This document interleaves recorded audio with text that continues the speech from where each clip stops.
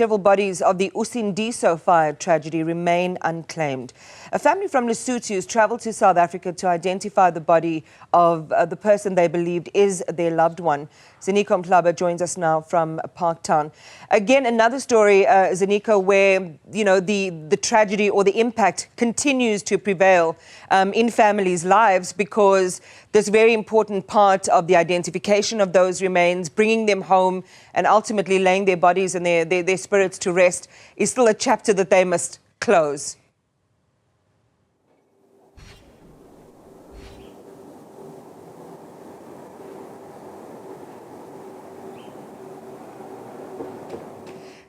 All right, Ziniko, I'll start again. I think that you didn't...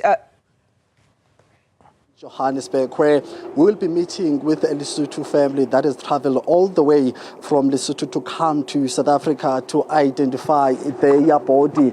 We remember that, and of course, in 2023, we saw a tragedy that took place downtown Johannesburg, where 76 people lost their lives during a fire that engulfed the Usindiso building. And of course, we know that a lot of people died there, and of course, they were coming from various countries. Others are coming from as far as Malawi. There are also locals that are coming from various provinces here in South Africa. Well, that number actually, was estimated to about 75 and 76. And of course, there was that debate whether we should keep it at 75 or 76 due to some DNA tests that were still being conducted to verify the number of the bodies. Well, what we know right now, we've got reports from one of the activists who's been working with the Department of Health, but also investigating officer, who told us last night that actually there are several bodies that are still unidentified or that are still unclaimed at the public mortuary here in Johannesburg. And of course,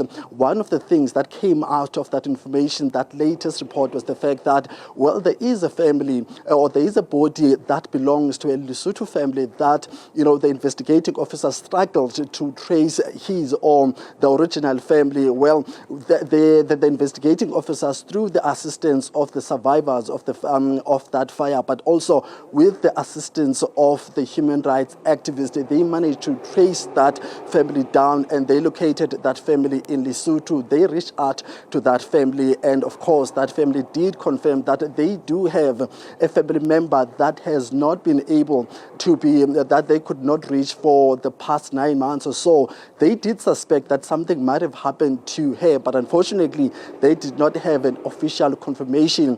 When the activist investigating officers asked them if they can be able to come to South Africa to identify a possible relative whom they believe might be one of their family members, well, they did come to Johannesburg to identify the body, and through that physical identification, they confirmed that indeed it was their family member. However, the problem now, we understand, is that the DNA verification is still outstanding. Those results are still outstanding. So the family cannot ferry the body back to Lesotho until there's an official DNA confirmation from the state. Also, even though the family had actually confirmed through physical identification that this indeed is one of their family members. So that's where the family is at right now. We understand that the family is very frustrated, is very unimpressed with how the investigating officers have taken so long to trace them, even though some survivors of the fire did